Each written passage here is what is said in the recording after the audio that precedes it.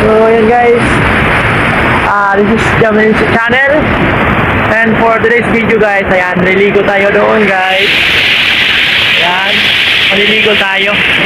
Kasi dito ngayon, andito tayo ngayon sa may Anbang Falls, located at Matanao, Davao del Sur. Ayan. So, ayan, ito yung tinatawag na rock formation guys. So,